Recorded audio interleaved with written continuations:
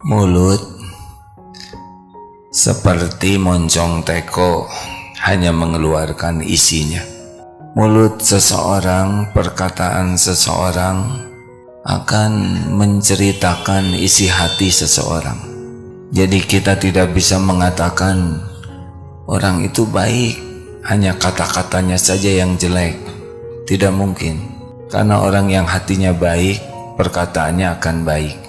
Tidak bisa dikatakan orang itu sesungguhnya hatinya baik, hanya kata-katanya saja yang kasar. Tidak bisa, karena apa yang ada di hati, salah satu ekspresinya adalah kata-kata yang keluar dari mulut kita.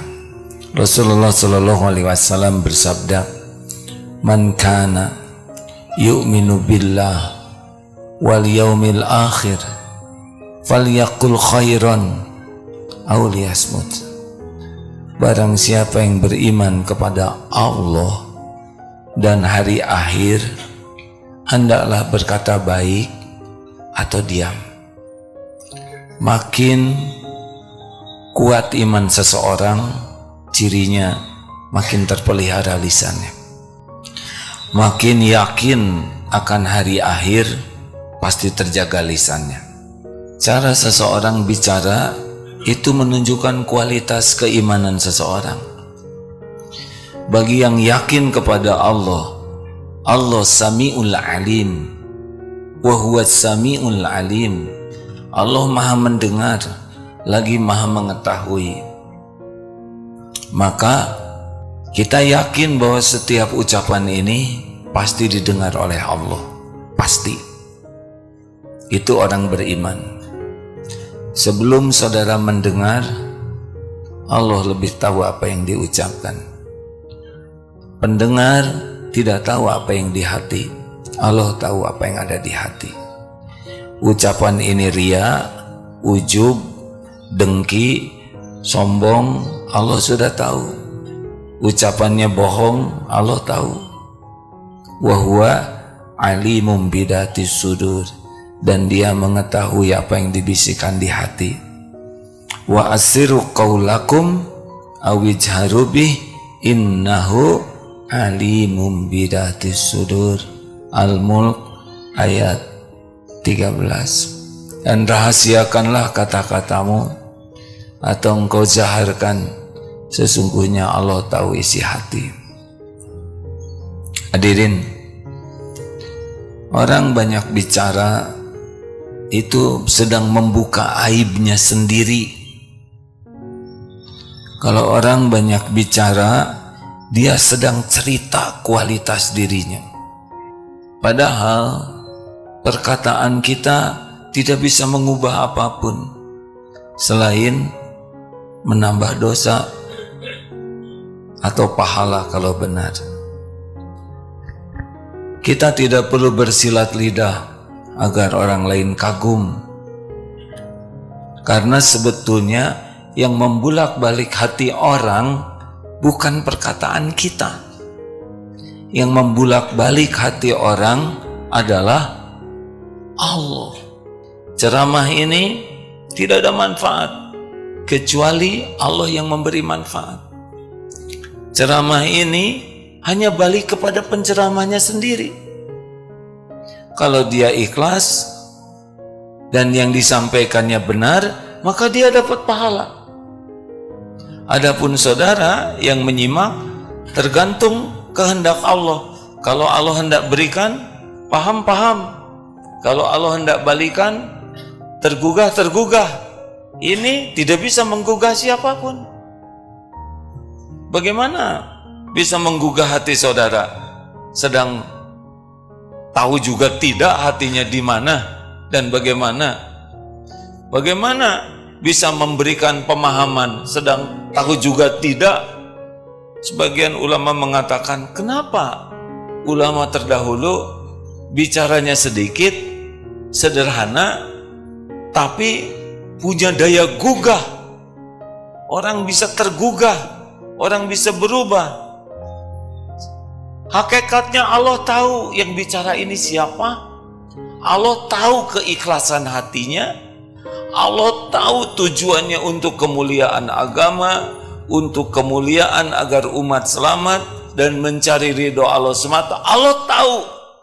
Sehingga perkataan yang sederhana dengan kekuatan karunia Allah dijadikan orang tergugah.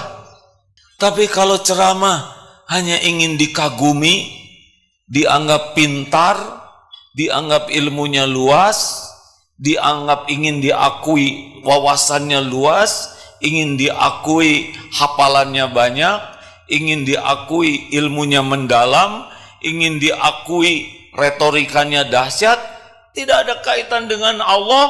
Allah tahu ini acting saja. Mungkin orang mendengar, mungkin orang tertawa, mungkin orang datang, tapi belum tentu oleh Allah ditakdirkan dapat pahala yang orang tergugah. Makanya tidak perlu habis-habisan kita kursus berbicara yang mempesona, kursus pidato yang mengagumkan. Bukan tidak boleh, silakan saja. Tapi semua itu tidak ada artinya kalau tidak ada keikhlasan. Apa artinya kita dikagumi orang kalau Allah tidak ridho kepada kita? Benar? Maka tidak usahlah kita berepot-repot ingin jago bicara. Kalau mau kursus diam saja dulu sebelum kursus bicara yang baik. Karena kalau orang terlatih menahan diri, insya Allah ketika keluar kata-katanya akan baik. Jadi sebelum kita bicara, bagusnya kita bermujahadah dulu, meluruskan niat. Apa nih bicara? Ingin dikagumi, ingin mempesona, ingin kelihatan lucu, ingin diundang orang ceramah, ingin masuk TV, ingin terkenal. Mau apa? Tidak ada apa-apanya. Yang penting setiap perkataan diterima Allah jadi amal soleh. Itu. Mau apa kita bicara banyak kalau tidak jadi amal soleh? Benar? Mau apa? Kita mati membawa amal. Benar? Kalau memberi nasihat juga tidak usah panjang lebar, bertele-tele. Mau apa? Bukan tidak boleh bicara banyak, tapi pastikan setiap kata-kata yang keluar itu jadi amal. Niatnya benar, yang disampaikannya benar. Selebihnya Allah yang membulak-balik. Perlukah kita dikagumi orang lain? Ini pertanyaan. Perlukah kita dikagumi orang lain? Hah? Perlu tidak? Terus kalau orang kagum ke kita mau apa? Tidak ada apa-apanya. Sedunia kagum kepada kita, tapi Allah tidak ridho kepada kita, pasti rugi. Tidak ada apa-apanya kekaguman orang sedunia. Tidak ada apa-apanya sama sekali. Yang ada apa-apanya cuma satu, keridhaan Allah. Kalau Allah ridho kepada kita, walaupun kita tidak dikagumi orang, kita pasti beruntung. Makanya tidak usah pandai bersilat lidah, tidak usah jago berdebat, bersihkan saja hati. Sampai sekuat tenaga, tidak ada ria, tidak ada ujub. Mungkin bersih perlu proses yang sangat panjang ya. Tapi jangan sampai bicara untuk dikagumi orang, ingin dipuji, pamer, sum'ah, memamerkan. Terus mau apa? Mau apa? Allah Maha mendengar. Allah yang ngasih pahala cuman Allah. Yang bisa membulak-balik hati orang juga Allah. Makanya maaf para guru, Ada guru di sini tidak usah acting, ingin jadi guru teladan, ingin jadi guru yang dikagumi murid, nggak ada perlunya. Jadi guru yang disukai Allah saja, yang baik hatinya. Sampaikan, mungkin kemampuan kita berpidato, berceramah tidak seperti orang yang jago ceramah, tidak apa-apa. Masya Allah, guru saya sedikit sekali bicaranya, tapi setiap kali bicara seperti ada tenaga besar yang membuat tergugah dan berubah. Sedikit sekali bicaranya, bisa dihitung. Hampir 10 tahun belajar, bisa dihitung kata-katanya, tidak banyak. Tapi setiap kata-katanya selalu ada tenaga besar, entah bagaimana, dan kecenderungan untuk mematuhinya itu kuat sekali. Inilah Allah yang memberikan kekuatan pada kata-kata, dan kata-katanya biasa saja. Tidak ada kata-kata yang bombastis, yang hebat, yang puitis, tidak. Maka kita tidak usah memaksakan diri, ya. Kalau ceramah ujungnya harus A semua. Apa kabar? Saya suka kepada saudara. Saudara mau kemana? Nanti tidak ada ikhlas, hanya ada A ujungnya. Kalau memberi nasihat, sampaikan dengan ikhlas, karena Allah yang bisa mengubah.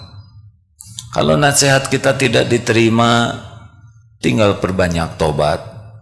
Jangan-jangan nasihat kita tidak mempan karena Allah tidak memberi kekuatan, karena kita belum mengamalkan nasihat itu untuk diri sendiri. Allah kan lihat, Allah tahu tidak yang kita sampaikan? Tahu tidak? Allah melihat kelakuan kita cocok atau tidak dengan nasihat kita. Oh, kita nasihatin orang tapi kita tidak semangat untuk mengamalkannya sendiri, itu akan berefek, karena Allah tahu. Makanya orang tua yang banyak nasihat ke anak tapi orang tuanya sendiri tidak serius mengamalkan apa yang dinasihatkan ke orang lain, termasuk ustadz, guru, kiai yang banyak memberi ceramah tapi dirinya sendiri tidak serius mengamalkannya, Allah tahu. Tidak ada yang tidak diketahui Allah. Kabura maqtan 'indallah an taqulu ma la taf'alun. Amat besar kemurkaan di sisi Allah bagi orang yang berkata-kata yang tidak diperbuatnya. Bagaimana kalau sedang berdebat? Ya, sampaikan dengan cara yang baik. Ud'u ila sabili rabbika bil hikmah. Serulah orang ke jalan Tuhanmu dengan cara yang baik. Dan kalaupun mau berbantah-bantahan, dengan cara yang ahsan. Karena yang bisa membulak-balik hati orang bukan kepiawaian kita bicara, Allah. Makanya kalau sedang nauzubillah ya bertengkar atau berbeda pendapat, tenang saja. Bicara yang baik. Tidak dipercaya, tidak apa-apa. Yang penting bicaranya niatnya benar, yang disampaikan benar, belum tentu orang percaya. Nabi juga bicara benar. Tidak semua orang percaya, benar? Ada yang memusuhi. Ya, kita tidak usah kecil hati.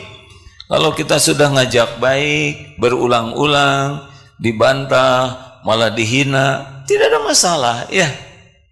Kan tujuan kita adalah supaya Allah yang maha mendengar ridho. Kalau orang tidak nerima, ya bukan tugas kita memberi hidayah kepada orang. Tugas kita, fadzakir innama anta mudzakir. Jadi gimana kalau ceramahnya belum mempan? Tobat. Siapa tahu salah niat, tobat. Siapa tahu yang dikatakan tidak kita amalkan, tobat. Siapa tahu ketika kita bicara sedang emosi, bukan cari keriduan Allah tapi cari kemenangan. Kan ada yang bicara tuh cari kemenangan. Kalau kita salah, akui saja salah. Wah, gawat dong. Kalau saya ngaku, nanti saya akan dapat resikonya. Pikul saja resikonya. Tapi Allah tahu kita jujur. Nanti Allah yang ngebulak-balik hati orang, memaafkan kita.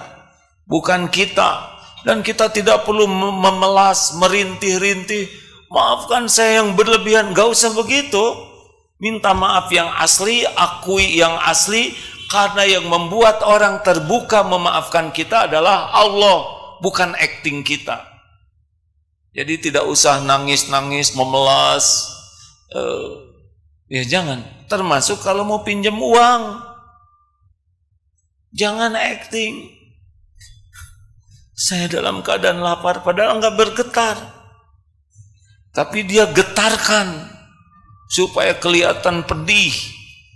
Dia cerita bohong. Allah tahu dia bohong. Tinggal dibalikan aja hati orang jadi enek lihat dia. Mau pinjam uang bicara baik-baik. Maaf, saya bakal menyusahkan. Sejujurnya dalam situasi sulit sekali. Anak harus bayaran sekolah 300.000. Saat ini saya tidak memegang uang. Kalau boleh saya pinjam, tapi pinjam pun saya tidak bisa janji kapan mengembalikannya. Hanya kalau Allah memberi keleluasaan akan segera saya kembalikan. Bicara apa adanya. Jangan pakai janji 2 minggu lagi saya pulangkan. Itu malah jadi Allah tahu memang kamu 2 minggu bakal punya uang. Kecuali kalau sudah ada tanda tangan ya. Kalau sudah waktunya uang masih tidak ada di luar dugaan, harus bicara. Jangan diam-diam. Janji 2 minggu, 2 pekan. Pas waktunya kita tidak mau bicara karena takut dimarah. Ini salah. Yang melembutkan hati itu adalah Allah. Bicara. Saya janji tanggal 14 akan melunasi, tapi benar-benar belum ada.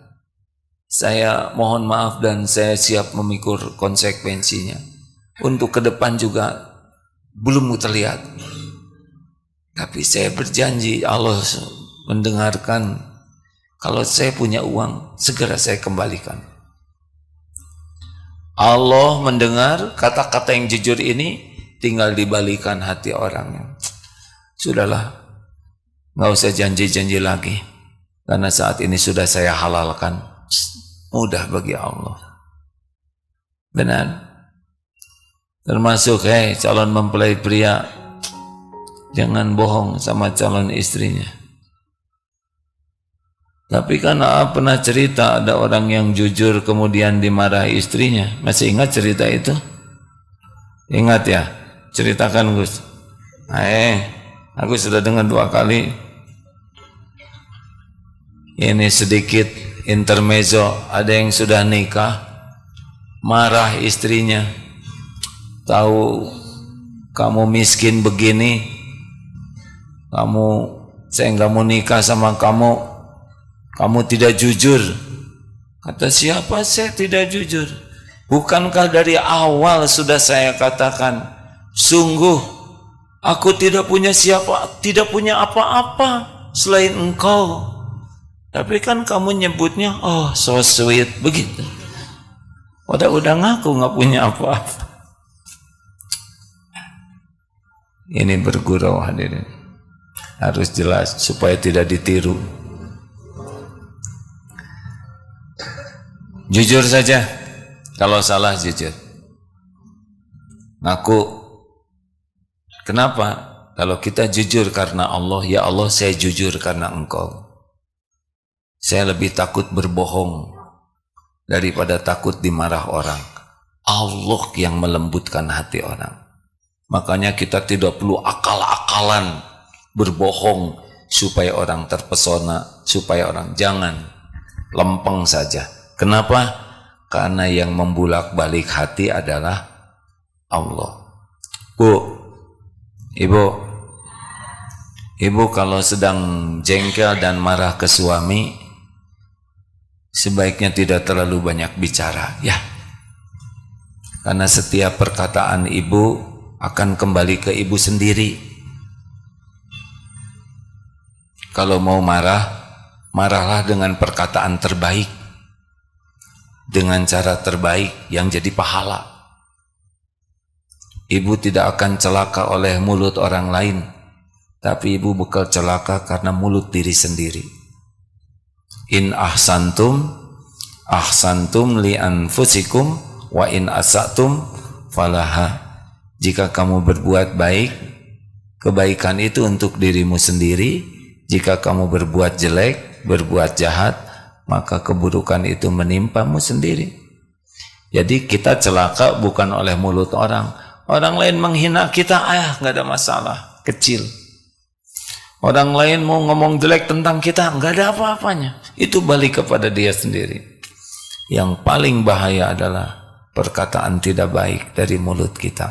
Pasti balik ke kita sendiri.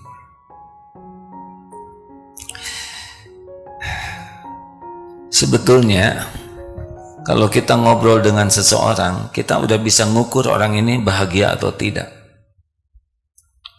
Ngobrol saja. Nanti ibu kalau mau cari menantu, ya suruh ngobrol. Udah ketahuan ini menantu bakal apes atau bakal bahagia.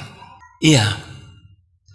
Karena orang yang kalau sudah banyak sekali bicara, mudah celetak-celetuk, mudah berkomentar, apalagi komentarnya negatif, kemudian segala diceritakan, dengar sesuatu cerita, lihat sesuatu cerita tanpa disaring.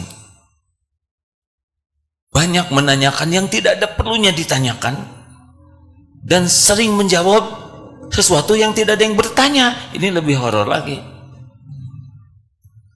Ngomong terus, bertele-tele, muter-muter. Ini ciri-ciri orang gak bahagia. Kenapa disebut tidak bahagia?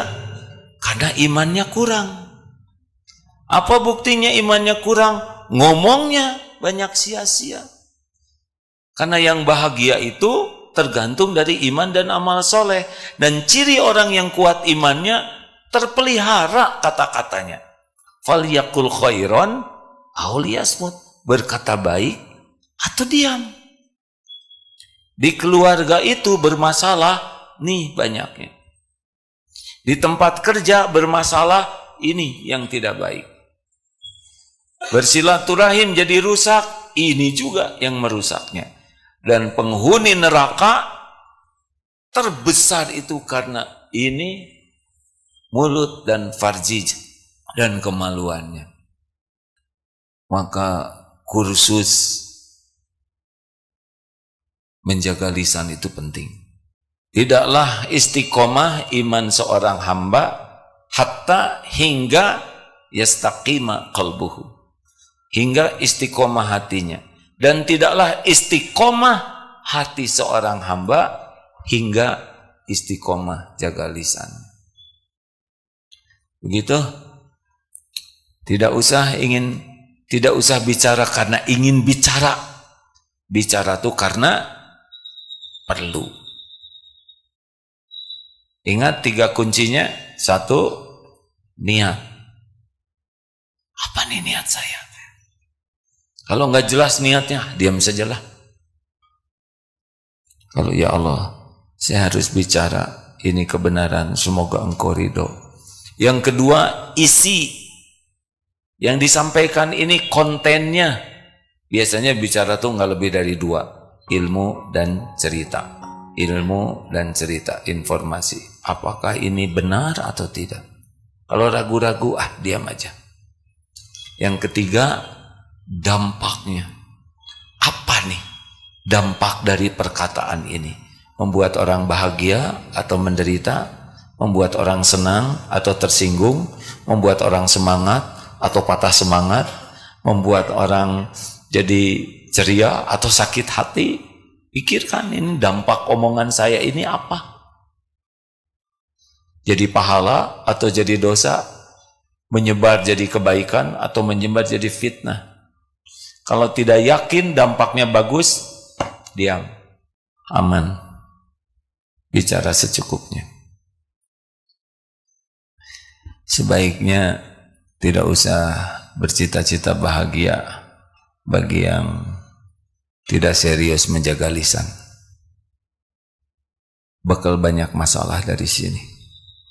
Makin banyak kata-kata, makin banyak tergelincir niat dan kata. Makin banyak tergelincir, makin banyak dosa. Makin banyak dosa, banyak musibah menimpa kita. Dunia wal akhirat, na'udzubillah. Ada yang mau bertanya? Tidak ada? Ibu mau bertanya? Silakan. Kita prioritaskan tamu ya. Sampai kapan ibu-ibu di sini? Ya, pokoknya kapan aja ibu mau pulang silakan ya. Habis gimana? Silakan. Bismillahirrahmanirrahim. Assalamualaikum warahmatullahi wabarakatuh. Kami dari BKMT Lampung Tengah, alhamdulillah ini sudah yang ketiga kali ke sini. Alhamdulillah semua perjalanan lancar. Naik apa dari sana, Bu? Naik bis, A. Jadi berapa jam total dari rumah ke sini? 14 jam, A. Alhamdulillah. Iya, karena di kapal 3 jam. Oh, naik kapal, naik bis? Naik bis dulu, kemudian masuk Bisnya naik kapal. Iya, luar seperti biasa. itu, A. Mewah sekali ya. Masyaallah. Izin bertanya, A. Ini pertanyaan dari saudara yang tidak bisa berangkat.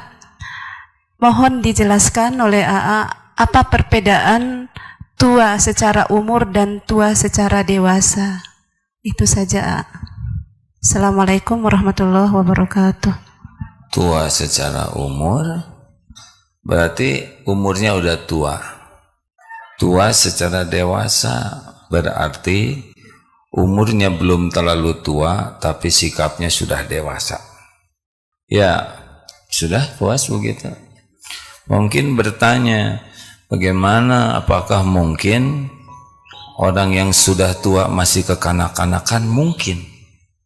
Penyebabnya adalah orang kurang matang itu dua penyebabnya. Satu, kurang paham ilmu agama, dan yang kedua, lemah dalam mengendalikan nafsunya.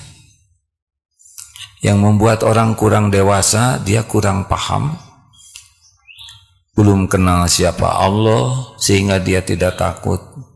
Dia tidak tahu bagaimana standar yang baik dan buruk menurut agama, karena itu yang benar.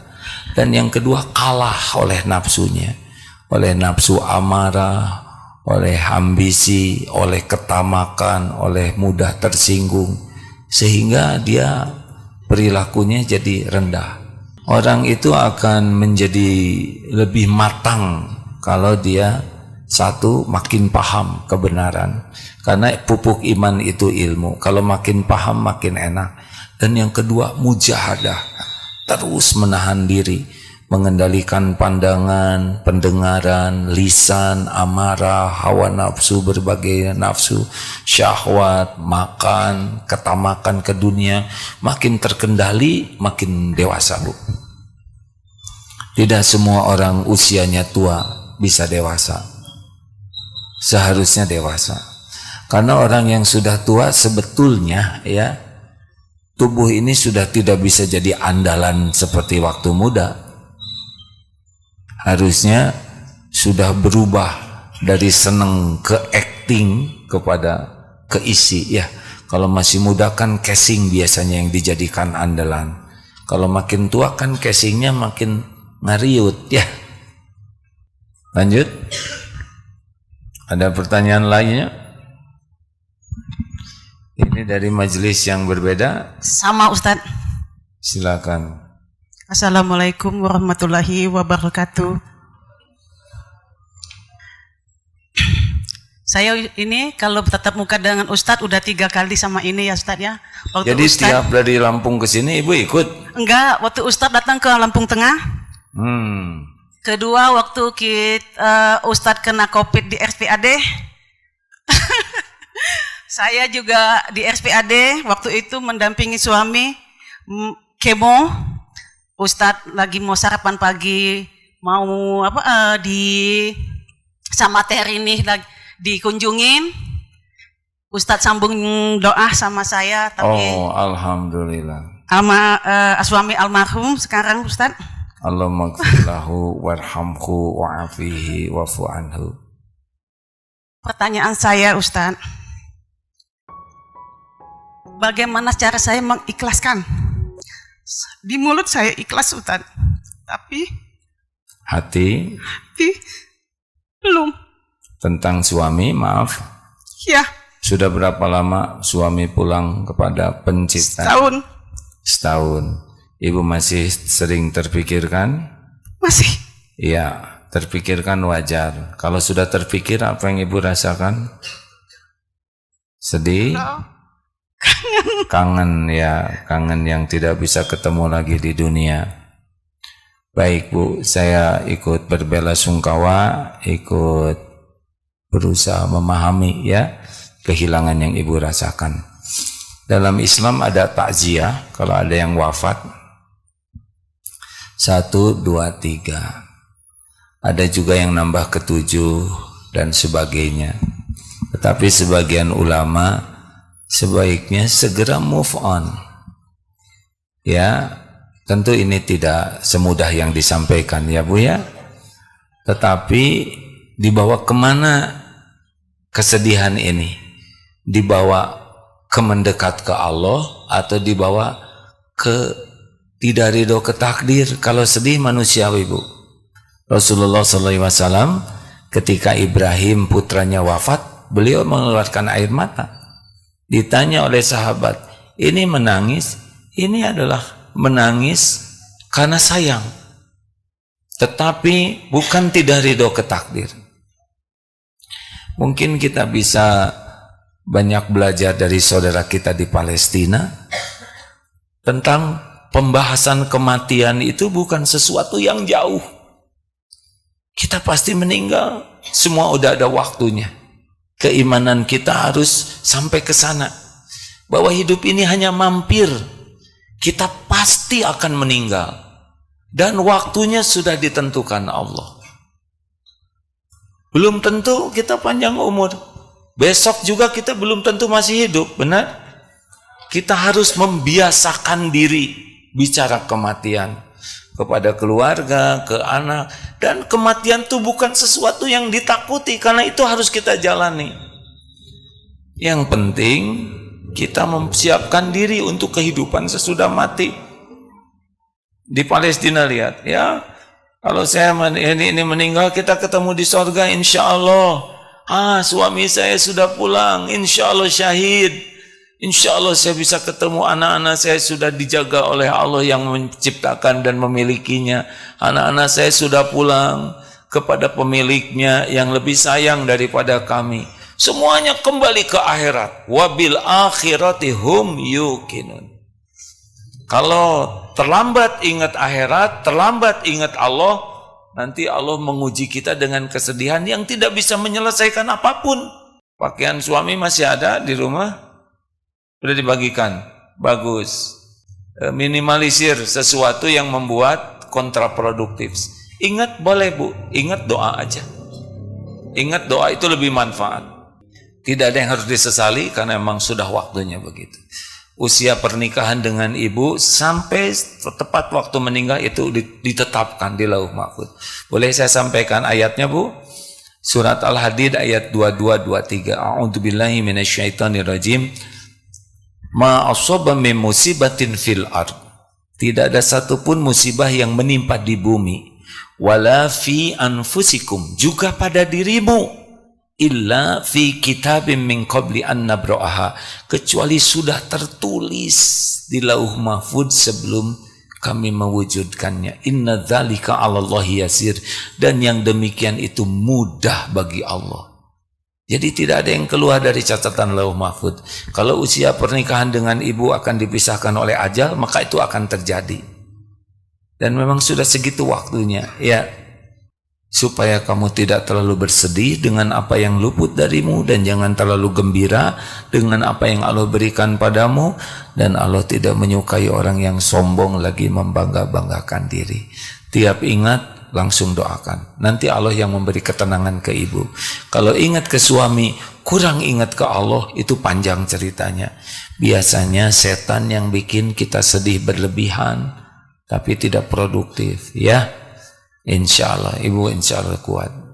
Tapi ibu datang ke majelis, itu salah satu cara Allah menolong ibu. Karena pupuk iman adalah ilmu. Terima kasih. Ada lagi satu lagi. Ibu yang di belakang lebih dulu ngacung, boleh ya Pak?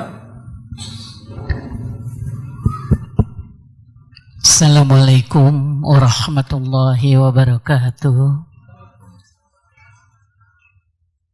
Kami perkenalkan rombongan dari Majelis Taklim An-Nasuha Purwakarta. Iya Bu, An-Nasuha Purwakarta. Ya. Izin bertanya Syekh, di dalam suratul Fatihah ada 2 ayat, a'udzubillahi minasyaitonirrajim, maghdubi dengan waladhdallin. Mohon dijelaskan. Yang kedua, setiap kita mendengar nama Nabi Muhammad, lalu kita sebagai takziman wa takriman menyampaikan sallallahu alaihi wasallam. Dan apabila mendengar nama Ibrahim, berkata alaihi salam. Mohon penjelasan. Terima kasih. Assalamualaikum warahmatullahi wabarakatuh. Waalaikumsalam. Ini pertanyaannya berat. Ada ustadz yang lebih bisa menjawab dengan lebih baik. Ustadz Mulyadi Al-Fadil, Ketua Dewan Syariah Darut Tauhid. Pada Ustadz. Cek. Izin menjawab yang pertama. Jadi sepengetahuan saya berdasarkan yang saya baca di kitab tafsir, yang dimaksud ghairil maghlub itu Rasulullah asyara ilal Yahud, mengisyaratkan kepada orang Yahudi. Karena orang Yahudi itu tahu, mereka tahu ilmu, tetapi membangkang, sehingga al-maghdub mereka dimurkai atau dibenci oleh Allah, dimarah oleh Allah. Kemudian waddallin asyara Rasulullah ilal Nasara, Rasulullah mengisyaratkan kepada orang Nasrani, yang Nasrani itu mereka tidak tahu, tapi tidak mau tahu, tidak belajar, sehingga tetap dalam dol atau kesesatan. Itu makna yang saya dapatkan dari al-maghdub dan ad-dallin, begitu. Kemudian tentang salawat kepada Rasul, ini merupakan juga perintah bahwa di dalam Al-Quran pun bahwa innallaha malaikatahu yusholluna 'alan nabi, bersalawat kepada Rasulullah Allah dan para malaikatnya. Maka kita umat Rasulullah pun bersalawat, dan Rasulullah SAW juga bersabda, man shalla alayya falahu ajru asyru amsalihha, siapa yang bersalawat kepadaku maka baginya 10 kebaikan, 10 kali lipat kebaikan dari salawat tersebut. Itulah maksudnya. Dan kemudian kepada Nabi Ibrahim, sebenarnya tidak hanya Nabi Ibrahim, tapi para Nabi dan Rasul, ketika disebutkan nama mereka, kita menyebutkan alaihi salam. Kita pun menyampaikan salam kepada para Nabi dan Rasul sebagai untuk doa dan kembali kebaikannya kepada kita. Wallahu alam, demikian. Terima kasih Ustaz, jazakallahu khair. Begitu Bu. Alhamdulillah. Bonus Bapak.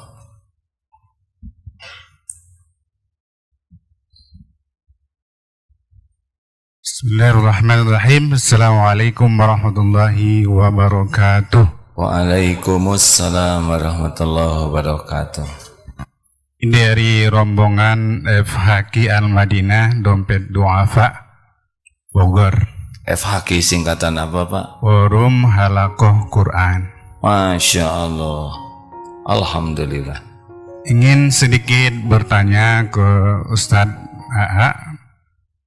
Akhir-akhir ini kita lihat memang anak-anak kita sangat hobi ya, sangat candu dengan yang namanya games. Kita sebagai orang tua sangat miris melihat keadaan seperti ini. Namun problematikanya ketika kita tidak memberikan HP kepada mereka, mereka tertinggal dari kawan-kawannya. Namun ketika kita berikan, ternyata pengawasan kita sebagai orang tua sangat susah. Sehingga HP yang kita berikan itu kebanyakan anak-anak kita memakai kepada hal-hal yang negatif, terutama tadi masalah game. Pertanyaan yang ingin saya sampaikan, apakah ada dari pihak Ustadz kita AA trik-trik untuk mengatasi anak-anak ini supaya tidak hobi yang dengan game-game seperti itu? Game itu apa? Permainan. Iya. Baik, terima kasih Pak. Ya. Satu, bapaknya harus tobat dan ibunya juga. Jangan-jangan bapak ibunya banyak main HP. Walaupun tidak main game, tapi banyak hal yang sia-sia lain yang dibuka. Dan Allah tahu persis setiap bapak ibunya buka HP, berapa banyak waktu yang digunakan. Begitu. Tidak bisa sibuk fokus ke anak yang main HP, karena tidak sedikit ibunya juga lengket dengan HP. Sampai anak yang TK ketika ditanya, kamu mau jadi apa nak? Mau jadi mawar? Jadi kupu-kupu? Saya mau jadi HP. Kenapa mau jadi HP? Sebab ibu saya tidak pernah lepas dari HP. Tiap HP bunyi, ibu selalu sibuk dengan HP. Ibu tidak mau tidur jauh dari HP. Pertama bangun juga yang dipegang HP. Saya mau jadi HP katanya. Tidak jarang istri ngobrol dengan suami, dua-duanya pegang HP. Di meja makan HP. Allah melihat apa yang dikerjakan ibu bapaknya. Tidak ada yang tersembunyi bagi Allah. Harus banyak tobat. 2, harus mulai disiplin ibu bapaknya jaga diri dari HP. Kecuali yang perlu. Bagaimana kita nyuruh anak tapi kitanya tidak, benar? Jadi tauladan. Yang ketiga, berikan pemahaman ke anak, mana baik, mana buruk, dengan cara yang sesuai dengan usianya. Karena ini juga anak-anak nih.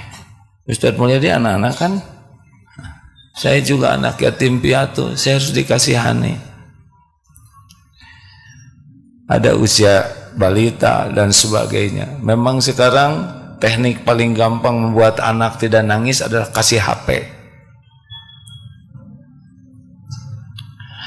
Tapi yang paling penting kita harus tahu, yang bisa menghentikan anak main berlebihan itu adalah Allah. Sehingga kita banyak minta ampun, kita sering tidak peduli. Saya juga pernah anak main game, mobil-mobilan saya temani, hasilnya mau muntah pas. Dia kuat 1 jam, saya setengah jam aja udah segala bingkeng ya. Selain ampun ya Allah. Lalu beli alternatif ya. Kalau tidak punya alternatif kesibukan lain ya sudah. Ajak kursus apa yang memiliki daya tarik dan membuat dia bisa lepas dari HP-nya. Kalaupun nanti dia main HP, temani sebisa mungkin. Tapi yang tidak kalah pentingnya adalah doa yang banyak. Memang kita di zaman seperti ini rasanya tidak bisa lepas dari HP, kecuali santri di sini ya. Di sini ada juga santri yang suka main HP terus, namanya santri masa keemasan. Ayo ngaku. Ada yang mau pesantren di sini mau langsung masa keemasan, syaratnya 45 tahun ke atas. Itu aja masih main HP, Bu. Terima kasih Bapak Ibu yang baik. Nanti di perjalanan sebaik-baiknya obrolan adalah zikrullah ya. Kalau mau cerita, cerita yang baik-baik. Harus siap, karena ini rata-rata kan masa keemasan yang naik bisnya ya. Tidak usah mengomentari kalau ada yang mual, muntah. Karena beliau juga tidak ingin seperti itu. Tapi kan tiap orang kondisi fisiknya berbeda. Kalau ada yang kebelet mau ke belakang, semua harus bisa memahami, jangan berhenti, nggak boleh ya. Nanti dipindahin kebeletnya mau. Kalau ada yang masuk angin dan sebagainya, terimalah sebagai variasi udara ya. Kan kalau sudah sepuh mah beda-beda ya. Saya ngomong begini karena saya sendiri sudah sepuh. Dulu aneh lihat nenek, kakek, kenapa kalau mau tidur tuh selalu pakai obat gosok. Sekarang saya mengerti ya enggak? Karena saya juga tiap mau tidur rasanya lebih nyenyak kalau sudah dibalur itu, hadirin ya. Dan di sini bisa dibedakan santri itu, ibu sudah tahu belum? Ibu ditutup mata bisa membedakan jenis-jenis santri. Lewat, oh ini TK, nggak usah pakai bicara ya, TK nih. Oh ini SMP. Oh ini santri karya nih yang digaji. Nah, ini masa keemasan. Tanpa dilihat udah bisa ketahuan. Pakai apa coba? Pakai penciuman. Ini minyak telon. Oh TK ya. Kayu putih, minyak telon. Ini apa? Gatsby, tisu, SMP ya kan, kalau SMP minyak wanginya tisu. Kurang modal. Maaf SMP jangan marah ya. Adek harum ya, tapi kan punya orang tua ya kan. Kalau karyawan sudahlah beli yang rada ngemodal sedikit ya. Kalau sudah senior ya tidak jauh, Geliga, Remason. Itu saya, hadirin saya ya. Terima kasih Bapak Ibu. Pengen bergurau, tapi saya tahu gurau saya ini bakal dicatat oleh malaikat. Bahan berguraunya udah ada, tapi ditahan. Kalau dulu mah jedot-jedot saja. Sekarang ceramahnya tentang jaga lisan. Masa tidak jaga? Mudah-mudahan bisa istiqomah. Sekali lagi terima kasih kepada seluruhnya. Kesimpulannya, bersihkan hati. Tidak usah banyak bicara. Kalau mau bicara hanya dua pilihannya. Falyaqul khairan aw liyasmut. Berkata baik atau diam.